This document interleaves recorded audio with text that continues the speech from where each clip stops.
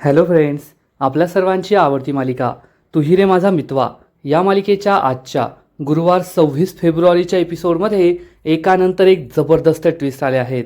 मग नेमकं घडलंय तरी काय? तर फ्रेंड्स, आजच्या एपिसोडमध्ये राजेश हा जवळपास 24 तास घरापासून बाहेर होता.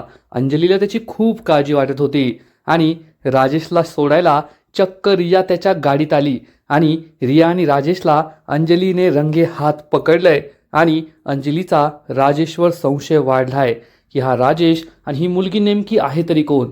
आणि त्याबरोबरच मामीने चक्क स्केच फाडून टाकलंय आणि त्या स्केच आर्टिस्टला 50,000 रुपये देऊन त्याला गाव सोडून जायला सांगितलंय. स्केच आर्टिस्ट पळून सुद्धा गेलाय, त्यामुळे अर्णव आणि ईश्वरीचा संशय वाढलाय.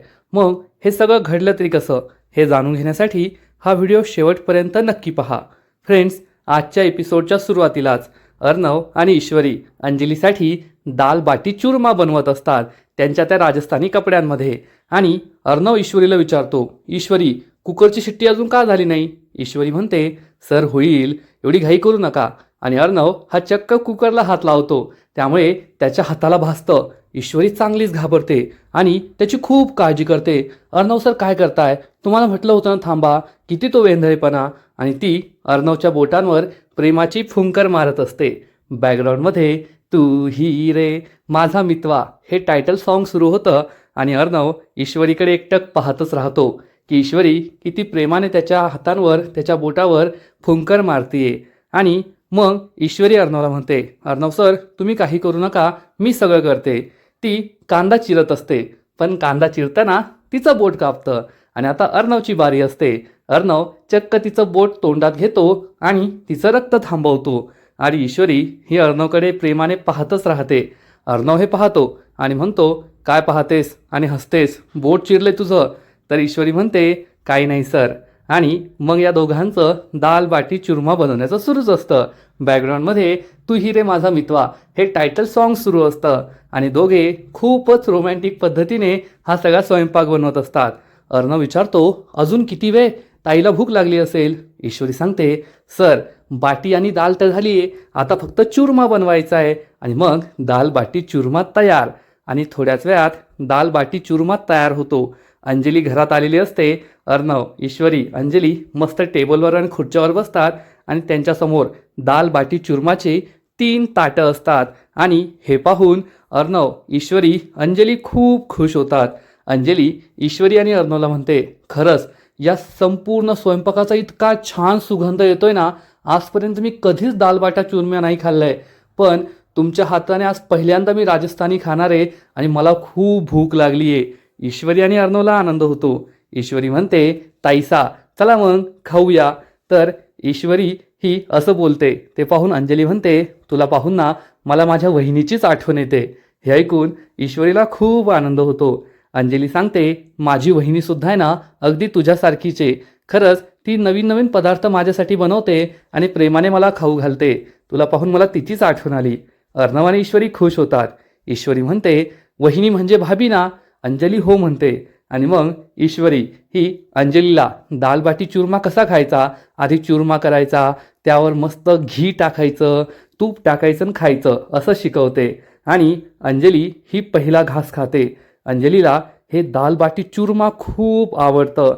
आणि मग अर्णव, ईश्वरी, अंजली तिघेही या दाल बाटी चुरमावर चांगला ताव मारतात आणि त्यांचं जेवण होतं. अंजली तिचं ताट ठेवायला जाते आणि म्हणते, आज खरंच मी काहीतरी वेगळं पण पोट भरून जेवली आहे, मला खूप भारी वाटलंय. अंजलीचं पोट भरलं, तिला जेवण आवडलं, त्यामुळे ईश्वरी आणि अर्णव खूप खुश होतात. तर लगेचच अंजली म्हणते, आज आहे ना तुम्हाला दोघांना माझे आणि माझ्या बाळाची खूप आशीर्वाद मिळणार आहे. एका होणाऱ्या आईला आणि तिच्या पोटातल्या बाळाला तुम्ही पोट भरून खाऊ घातलंय. ईश्वरी आणि अर्णव हे दोघे इमोशनल होतात. आणि मग लगेचच अंजली म्हणते, चला आता तुम्हाला जायचंय ना, मी तुम्हाला हळद कुंकू लावते, आमच्या इथे अशी पद्धत आहे. हे ऐकून अर्णव आणि ईश्वरी खूप घाबरतात. ईश्वरी ही आता आपला घुंगट वर करावा लागेल आणि अंजली ताई आपल्या ओळखतील त्यामुळे घाबरलेली असते. अंजली जवळ येते आणि म्हणते, आता तुला तुझं घुंगट वर करावंच लागेल, मग मी हळदी कुंकू कसं लावणार? तर ईश्वरी म्हणते, नाही ताईसा, आमच्या हुकूमसमोर मी घुंगट नाही वर करू शकत. अंजली विचारते, मग आता काय करायचं? तर ईश्वरी तिला सांगते, मी तुम्हाला हळद कुंकू लावते ना. आणि ईश्वरी स्वतःलाही हळद कुंकू लावते आणि मग अंजलीला सुद्धा लावते. अर्णव हा ताईला म्हणतो, ताईसा तुम्ही मला कुंकू लावता का? तर अंजली म्हणते, हो लावते ना, तू माझ्या लहान भावासारखाच आहे. आणि ती अर्णवच्या माथ्यावर कुंकू लावते.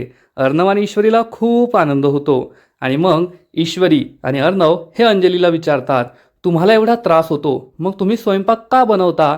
अंजलीकडे या प्रश्नाचं उत्तर नसतं. आणि ईश्वरी सांगते, माझं आहे ना टिफिन सर्व्हिस आहे, मी तुमच्यासाठी रोज टिफिन पाठवून देऊ का? अंजली काहीच बोलत नाही. अर्णव म्हणतो, हो हो, रोज त्यांच्यासाठी आपण टिफिन पाठवून देत जाऊ. अंजली खूप खुश होते आणि अर्णव आणि ईश्वरी हे दोघे तिचा निरोप घेतात आणि तेथून बाहेर पडतात. अंजली ही चांगलीच खुश असते, आज तिचं पोट भरलेलं असतं. आणि थोड्या वेळानंतर रात्र होते आणि अंजली ही आपल्या घराच्या बाहेर झऱ्या मारत असते. ती राजेशची वाट पाहत असते, पण राजेश अजून आलेला नसतो. अंजली त्याला फोन लावते, पण राजेशचा फोन स्विच ऑफ लागतो. तेवढ्यात वॉचमॅन काका तेथे येतात आणि विचारतात, काय झालं ताई, जेवण झालं का? अंजली सांगते, हो काका, जेवण झालंय, पण अजून हे आले नाहीयेत. वॉचमॅनला आश्चर्य वाटतं आणि तो विचारतो, साहेब काल रात्रीचे गेलेत, ते अजून आले नाहीत का? अंजली सांगते, नाही ना, ते अजून नाही आलेत. वॉचमॅन काकासुद्धा टेन्शनमध्ये येतात आणि म्हणतात, मग तर आपण पोलीस तक्रार करायलाच हवी. अंजली म्हणते, नाही काका, पोलीस तक्रार करायची गरज नाहीये, यांचं हे नेहमीचंच आहे. ते असे 1-2 दिवस बाहेर असतात, एखादी महत्त्वाची केस आली ना मग लवकर घरी नाही परत येत. वॉचमॅन काका विचारतात, मग अर्णव साहेबांना काही कळवायचं आहे का? तर ताई सांगते, नाही नाही, त्यालाही काही सांगायचं नाही, प्लीज त्याला काही सांगू नका आणि तुम्ही जा येथून. काका हो म्हणतात आणि निघून जातात. तर अंजलीला मात्र खूप काळजी वाटत असते. आता जवळपास 24 तास झाले, अजून हे आले नाहीत. कोठे अडकले असतील, त्यांचा फोनही लागत नाहीये. त्यांनी साधा एक फोन मेसेजसुद्धा नाही केला.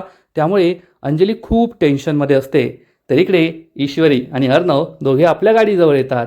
अर्णव डोक्यावरची पगडी आणि दाढी काढतो. तर ईश्वरी म्हणते, काय सर, कशाला काढलं? तुम्ही खूप छान दिसत होती या दाढीमध्ये आणि पगडीमध्ये. तर अर्णव म्हणतो, काय कशाला काढलं? किती इचिंग होती मला, किती त्रास होत होता. तर ईश्वरी म्हणते, पण सर तुम्ही खूप छान दिसत होता बरं का. अर्णव म्हणतो, हो, तू सुद्धा छान दिसत होती. ईश्वरी म्हणते, मला तर हा राजस्थानी लूक खूप आवडलाय, आता मी असाच ठेवणार आहे. आणि अंजली ताईंचं पोट सुद्धा भरलं, त्या किती खुश होत्या, आपली आयडिया ही सक्सेसफुल झाली. अर्णव म्हणतो, आपली नाही, तुझी आयडिया, थँक्यू. आज तुझ्या या आयडियामुळे ताईला पोट भरून जेवण मिळालं. ईश्वरीला आनंद होतो. ईश्वरी म्हणते, सर मला तर हे कपडे खूप आवडलेत, आता आहे ना मी साडी वगैरे घालणं सोडून देणार आहे आणि हेच कपडे घालणार. आणि मी तुम्हाला सर सुद्धा नाही म्हणणार, मी तुम्हाला म्हणणार हुकुमसा. हुकुमसा तुमची ब्लॅक कॉफी, हुकुमसा तुमची घासफूस. आणि अर्णव म्हणतो, अजून सुद्धा तू लहानच आहे. ईश्वरी म्हणते, मेरे इस बचपने की वजह से ही आज ताईला पोट भरून जेवण मिळालंय. अर्णव म्हणतो, हो खरंय तुझं. ईश्वरी आणि अर्णव दोघे चांगलेच खुश असतात आणि मग दोघेही आपल्या घरी जायला निघतात. पण इकडे अंजली मात्र टेन्शनमध्ये असते, कारण अजूनही राजेश घरी आलेला नसतो. राजेश कधी घरी येईल हाच प्रश्न तिला पडलेला असतो. आणि मग त्याच वेळेस चक्क राजेश आणि रिया तेथे येतात. दोघे गाडीमध्ये असतात आणि चाळीच्या गेटमधून अंजलीला हे सगळं दिसत असतं आणि अंजलीला जबर धक्काच बसतो. राजेश हा मागील 24 तासांपासून घरी आला नव्हता आणि तो चक्क एका मुलीबरोबर होता. ती मुलगी त्याला गाडीत घरी सोडायला आली आहे हे पाहून अंजलीला जबर धक्काच बसतो आणि तिचा या राजेशवर संशय येतो. ती राजेशकडे रागारागाने पाहत असते, पण राजेशला माहीत नसतं की अंजली घराबाहेरच बसली आहे आणि तिने रियाला आणि त्याला एकत्र पाहिलंय. राजेश हा मस्तपैकी मोबाईल वापरत वापरत रियाला बाय बाय करून आपल्या चाळीमध्ये येतो. तर अंजली ही घराबाहेरच उभी असते. राजेश तिला पाहतो. राजेशला समजतं की अंजलीने मला आणि रियाला एकत्र पाहिलंय. अंजली त्याच्याकडे रागारागाने पाहते, चक्क घरात जाते आणि दरवाजा लावून घेण्याचा प्रयत्न करते, म्हणजे राजेशला घराबाहेरच ठेवायचं. पण राजेश घराचा दरवाजा थांबवतो आणि विचारतो, अंजली हे काय करतेस तू, मला काय घरात येऊ द्यायचं नाही का? तर अंजली त्याला जाब विचारते, आधी मला सांगा ती मुलगी कोण होती? तर राजेश म्हणतो, कोण ती मुलगी, मला घरात येऊ दे, मी तुला सगळं सांगतो. अंजली म्हणते, तुम्हाला काही कळत नाही का, 24 तासापासून तुम्ही घराबाहेर होता, एक साधा फोन नाही की मेसेज नाही, आणि तुम्ही एका मुलीबरोबर घरी येताय आणि मी शांत होऊ? तर राजेश म्हणतो, अंजली येथे बाहेर तमाशा नकोय, चल आतमध्ये, मी तुला सगळं सांगतो. अंजली घरामध्ये येते. राजेश दार लावून घेतो आणि अंजलीला म्हणतो, अंजली तू माझ्यावर संशय घेतेस का? तर अंजली म्हणते, का नको घेऊ, 24 तासापासून तुम्ही घराबाहेर होता आणि एका मुलीबरोबर येताय परत, मी संशय घेणारच. तर राजेश म्हणतो, अगं बाई मी किती टेन्शनमध्ये होतो तुला काय सांगू. तेथे मला ती केससाठी मी गेलो, त्या बाईच्या नवऱ्याने गुंड मागवले, मग मी पोलिसांना बोलवलं, भांडणं झाली, पोलीस केस झाली. अंजली विचारते, मग या मुलीचा काय संबंध, ती तुम्हाला का सोडायला आली होती? राजेश सांगतो, अगं बाई ती तर दुसरीच केस आहे, आमची ही केस पूर्ण झाली मग मला त्या NGOने कॉल केला, मी तेथे गेलो तर ही जी मुलगी होती ना तिची मोठी बहीण घर सोडून निघून गेली होती आत्महत्या करायला. मग आम्ही पुन्हा पोलीस स्टेशनमध्ये गेलो, रात्रभर त्या मुलीला शोधत होतो, ती मुलगी सापडली, मग तिला समजावलं, तिला घरी पाठवलं आणि ही जी मुलगी मला सोडायला आली ना ती मला दादा म्हणते दादा, आणि ती मला घरी सोडायला आली होती. आणि खरंय ना अंजली, मी आज हरलोय. अंजली विचारते, काय झालं?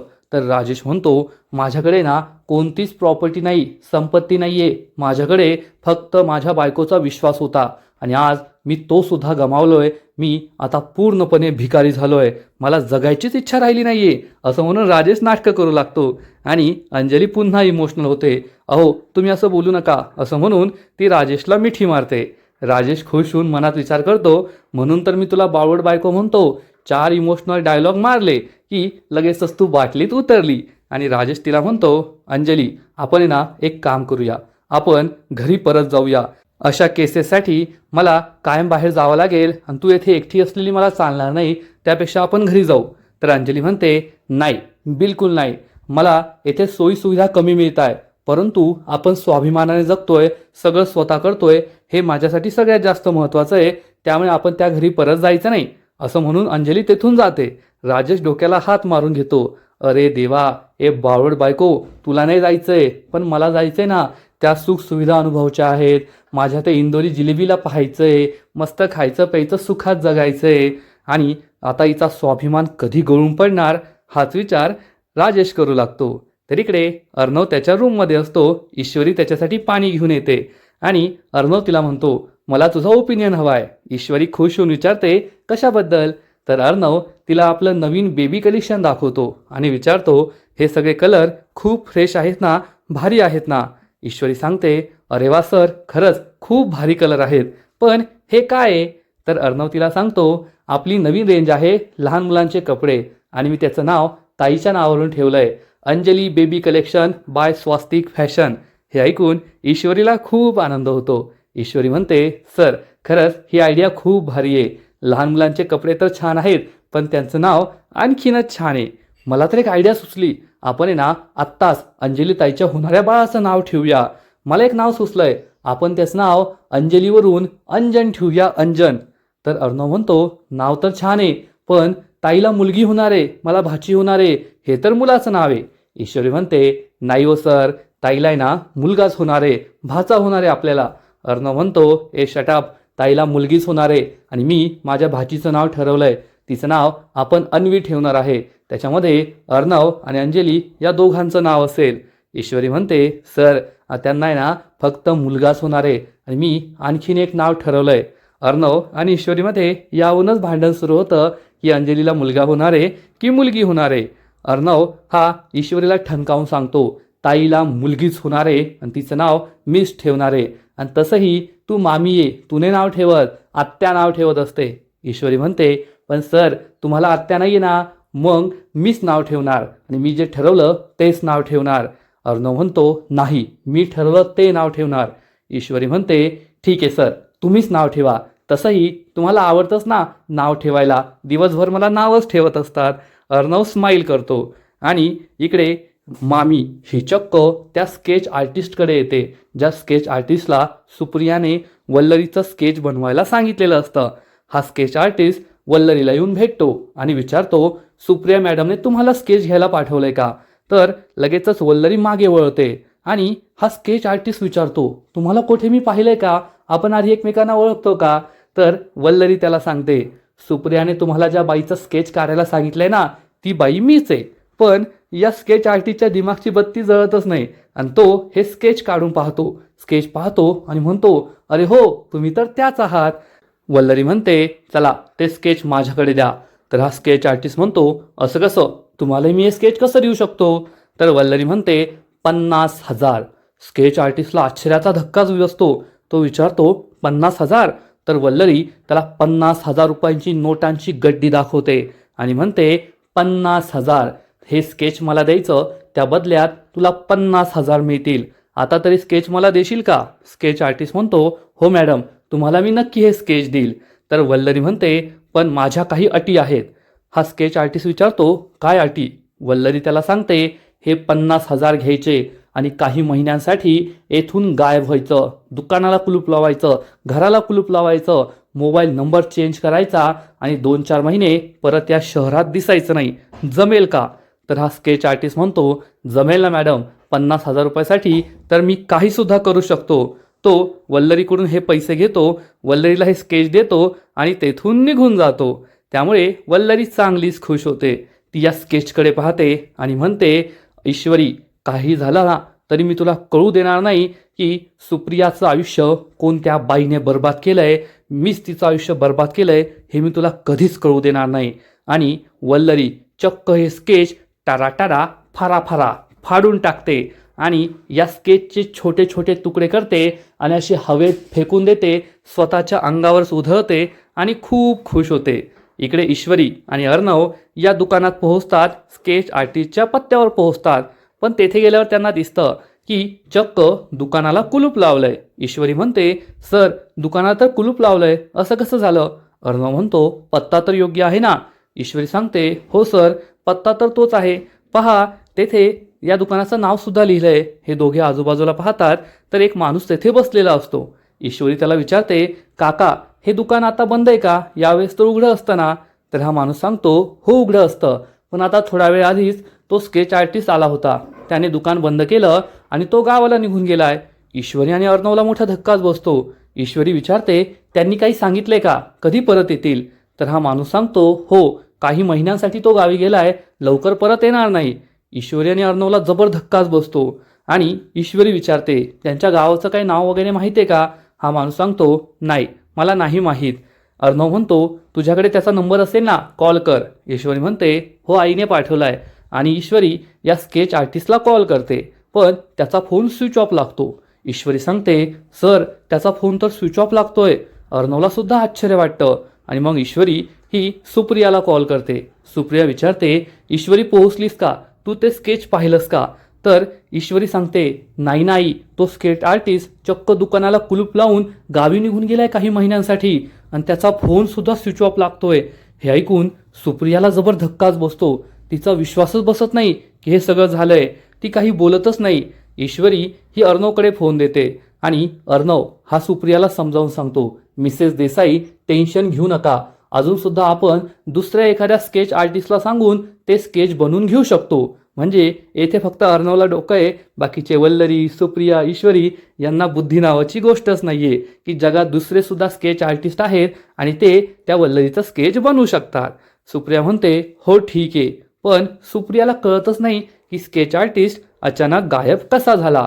ईश्वरी अर्णवला विचारते, अर्णव सर, तुम्हाला हे सगळं प्रकरण संशयास्पद वाटत नाहीये का?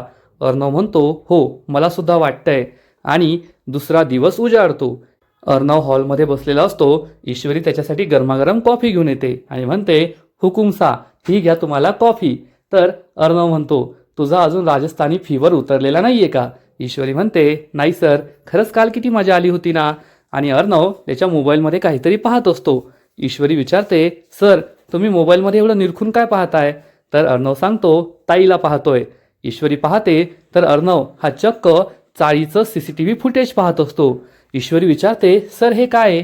तर अर्णव सांगतो, मी चाळीतल्या सेक्रेटरीशी बोलून चाळीत सगळीकडे CCTV लावून घेतलेत, म्हणजे ताई तेथे काय करतीये हे मला आता कायम कळत राहील. ईश्वरी म्हणते, वा सर, तुम्ही तर भारी डोकं लावलंय.